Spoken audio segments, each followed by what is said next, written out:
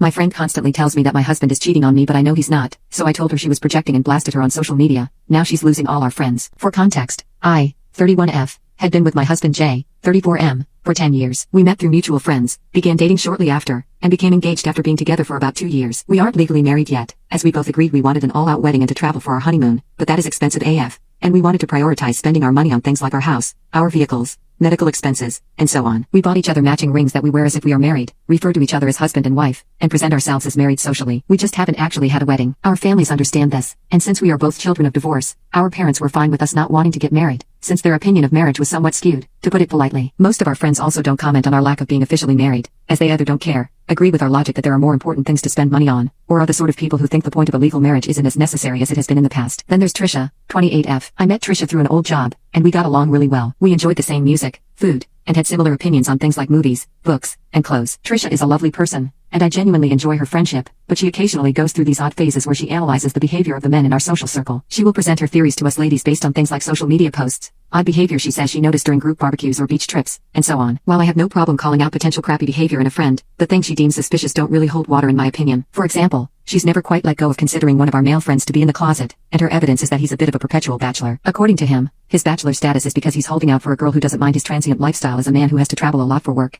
and would want to join him rather than wait around at home. But according to Trisha, he must be having countless encounters with other males across the country and refuses to tell us, even though many of our friends in our friend group are not straight, and are open about their orientation, and even bring their partners to social events. Then there's my sweet Jay. Jay has never been a very physically affectionate person, and he is likely on the spectrum but isn't interested in having a formal diagnosis. He took the Radzer about 4 years ago when he was seeking treatment for chronic migraines, and the results strongly suggested that he may be on the spectrum. Once he got those results back, he sort of got over the idea of wanting answers for some of his mental health questions, preferring to just go to therapy and work on finding a good treatment for his migraines. According to him, the Radzer was good enough to solve the mystery and provided some closure for him. I didn't press the issue, as the idea of getting on his case about a diagnosis he didn't feel he needed seemed unnecessarily harsh to me. On top of that, Jay loves fishing. When you put these two facts together, hopefully a picture gets painted for you, but I'll clarify it anyway. He knows all about the different types of aquatic environments in our area where you can legally fish, when all the different spawning seasons are, what every species eats, how they hunt, and he can even tell what sort of fish is on his hook based on how it feels when he's pulling them in. He can look at a body of water and instantly tell you if fishing will be good that day, and he has never been wrong. It's like living with a fish-based psychic. Since I am an avid lover of seafood, his fishing in pursuit of fish-centric knowledge has only been a boon to me. I can express interest in wanting a fish dinner on Monday morning,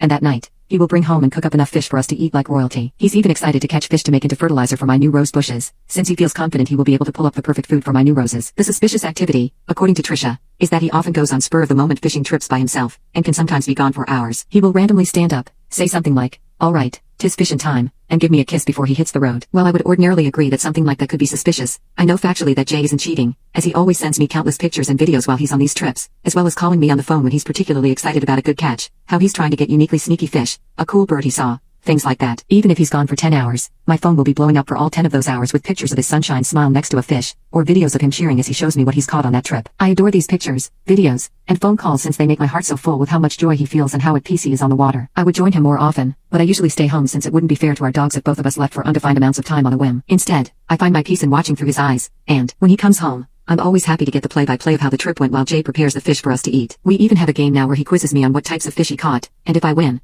I get a big hug. None of this is good enough for Trisha. For years now, she has had her suspicions about Jay, but I've always brushed them off as I'm secure in my relationship and trust Jay implicitly. When Trisha first brought her theory to me, I brought it up to Jay, who was genuinely hurt and asked if I shared in her suspicions and wanted him to go fishing less. I told him no, but that I felt he deserved to know what Trisha was telling people about him. He understood and was willing to let sleeping dogs lie. Over the years, as Jay and I kept on keeping on, unmarried and in fishy bliss, Trisha became more and more adamant that not only was Jay cheating, but that the reason we weren't married is that he convinced me to wait for an expensive wedding and he would rather continue cheating during fake fishing trips. Her proof was his random trips, the fact that he doesn't physically touch me a lot when we are in public, and how he never lets me go with him. Countless times, I have shown her the giant folder of fishing pictures and videos on my phone, call logs showing how often we're in communication, and told her that I didn't need to have him grabbing onto me or dangling off of me in public to feel secure with him. I brought up our responsibilities as dog owners to not leave them alone for hours on a whim without the ability to relieve themselves outside. I've even told her multiple times over the years that she's more than welcome to ask Jay if she could tag along on a trip and see for herself how committed he is to fishing, but she always refuses. Again, since Jay has been fine with ignoring the drama, I let it slide, up until about a week ago. Jay was talking about going on a day-long fishing trip with two of our friends, Vince and Maria, who are married,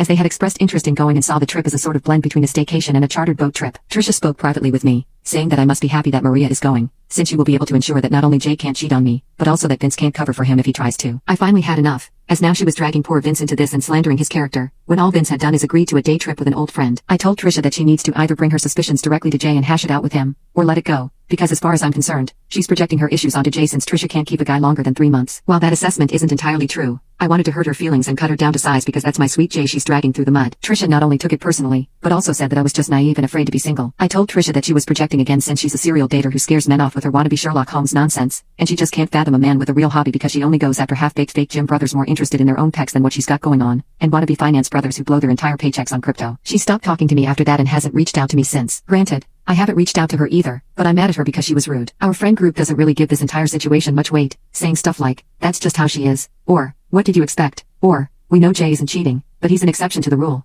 And maybe Trisha just doesn't see that. While I was willing to stand my ground at first and not budge on the issue, now I'm wondering if maybe I was too harsh and should apologize for being petty just because I wanted to knock her down a peg and get her to give up on her theories. Update 1. I wanted to give a small update now before I bring the axe down tonight. This will be shorter, as Jay and I will be going fishing together this afternoon after lunch. I showed Jay the original thread, and we had a heart-to-heart that lasted until the wee hours of the morning. Firstly, he wanted me to express his appreciation for all of you, as well as shout out to his fellow fishing enthusiasts. He encourages you all to get out there and try your best, regardless of your success, and to share with him the joy it brings, even if we can't all go fishing together. After going through all of your beautiful words and generous support, we shared our thoughts on the matter not only as a couple, but as two people with different levels of attachment to the individuals in our friend group. We both agree that we had been holding on to these friendships more out of a sense of nostalgia and a desire to be kind, rather than actually examining what these friends brought to the table and whether or not they enriched our lives. We had been distracted by a desire for community and old bonds, sacrificing our comfort and respect not only for ourselves but also for our choice to be together, and have a dynamic that some may not view as normal or valid in some capacities. While Jay and I have different views on what certain friends mean to us, we agree that enough is enough, and it's time to not only establish boundaries but also to not give an inch to those who have caused us to come to this, Trisha especially. That said, Jay is a good man, a strong, whip-smart, generous man,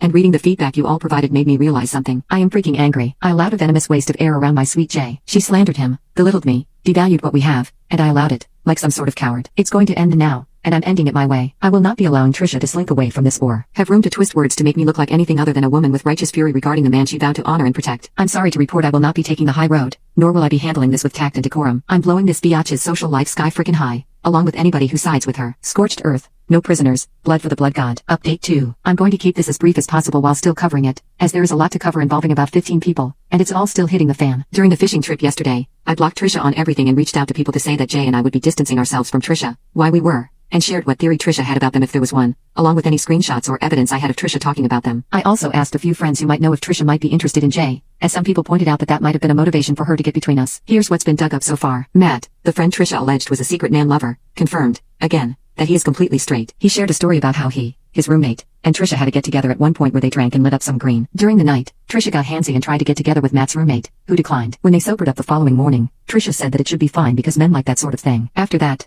Matt and his roommate weren't comfortable with her and effectively barred her from going to their place. Matt suspects this is the origin of the rainbow rumor, and he's chosen to step away from the social group to reevaluate some things. I didn't want to press him, so I left it there. Vince and Maria have gone dark. Maria believed that Trisha was the victim in all of this, and Vince was vague in his responses and seemed to be taking a more hands-off approach, but they stopped responding when another friend sent a screenshot of Trisha alluding to them being into swinging because they have a decorative pineapple on their kitchen counter. Neither of them has anyone blocked, but no one can get a response out of them either. One friend got into an argument with his girlfriend after said girlfriend went through his phone, because of the drama, and found other texts or pictures, I don't know which, that, according to her, proved that he's been sleeping with Trisha on and off. I heard this from his brother, who reached out after the girlfriend left a voicemail saying she's kicking the friend out, and the brother wanted to know what was going on. I'm not sure exactly what's happening there, as that friend has also gone dark, and none of us know the girlfriend very well or have her phone number. One friend came clean about her struggles with prescription pain meds after her mother lost her battle with cancer, because Trisha had been trying to blackmail her into getting dirt on Matt, Jay, and Vince, and was using the substance abuse as leverage. Admittedly, a lot of my attention got diverted after this came to light, because that's a much bigger problem than my beef with Trisha. We are still working on creating a good way for people to be a support system for her moving forward, and that will be what we as a group will focus on from here on out. An old friend of Jay's dropped a nuke by revealing that Trisha tried blowing him in the bathroom during a Friendsgiving dinner we had last year, only to turn around and try to blow a different guy in the bathroom after Chris turned her down. Jay, some other friends, and I created a new Discord server for all of the friends coming out of this drama against Trisha, and so far,